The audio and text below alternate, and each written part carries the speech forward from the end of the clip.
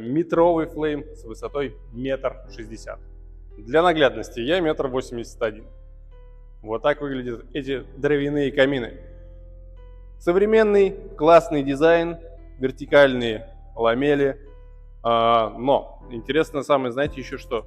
Что это не просто какая-то конструкция такая из прямых ламелей, он же еще и удобный для использования, потому что здесь есть съемные заменяемые колосники толщиной 8 мм, как и, собственно, сама сталь, которая используется в каминах.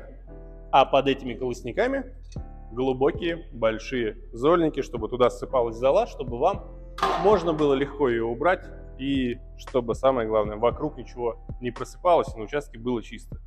Естественно, в метровом флейме он еще больше. И все это дело можно убирать, когда вы не пользуетесь, под водонепроницаемые чехлы.